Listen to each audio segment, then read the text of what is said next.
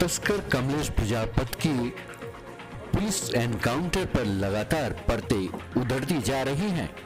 Encounter से जुड़ा CCTV footage viral होने के बाद लगातार सवाल खड़े हो रहे हैं। अब कमलेश प्रजापति की पोस्टमार्टम रिपोर्ट ने भी संदेह का घेरा और चौड़ा कर दिया है। पोस्टमार्टम रिपोर्ट की माने तो तस्कर कमलेश को 4 गोलियां लगी थी। चारों गोली लेफ्ट साइड से लगी थी, एक भी गोली पांव पर नहीं लगी। चारों गोली कमर और कमर से ऊपर लगी है। पुलिस की बताई कहानी की पोल पोस्टमार्टम रिपोर्ट ने खोल कर रख दी है।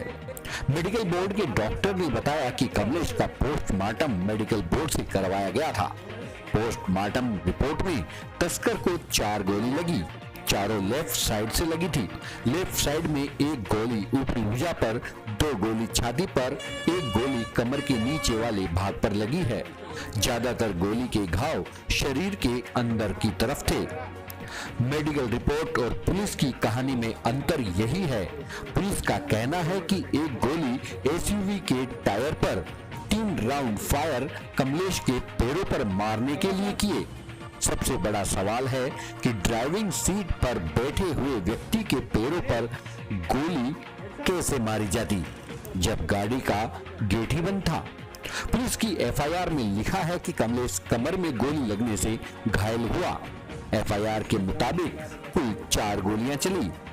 एक गोली तस्कर की गाड़ी एसयूवी के टायर पर और बाकी की 3 राउंड फायर कमलेश के पैरों पर मारने के लिए किए।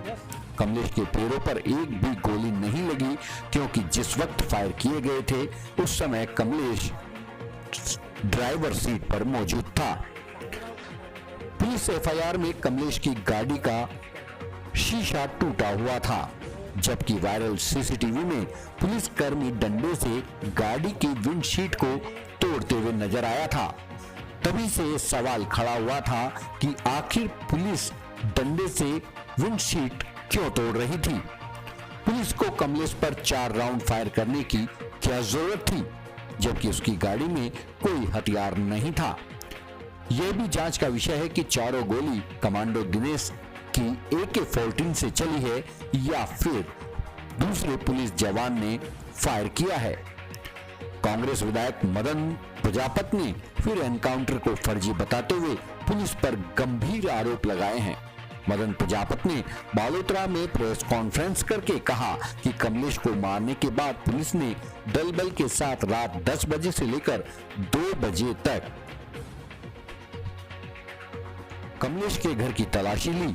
घर की तलाशी में किसी भी सभ्य व्यक्ति का साथ होना चाहिए था, लेकिन पुलिस 4 घंटे तक उसके घर की तलाशी लेती रही। पुलिस ने रात 2 बजे तहसीलदार को बुलाया। इन 4 घंटों में बहुत कुछ बदल जा सकता है। माना जा रहा है कि पुलिस ने सबूतों के साथ छेड़छाड़ की है। बता दें कि कुम्हार समाज भी लगातार अब आक्रामक हो गया है और उन्होंने पूरे मामले की सीबीआई से जांच करवाने की मांग उठाई है। कुम्हार समाज के प्रतिनिधियों का कहना है कि कल से हम इस आंदोलन को और भी तेज कर देंगे, क्योंकि जिस तरीके से पुलिस ने कार्रवाई की है उससे साफ पता चल रहा है कि ये फेक एनकाउंटर है और उस एनकाउंटर में जो आज हीरो बन रहे हैं कल वही विलेन नजर आएंगे। Bureau report, political drama.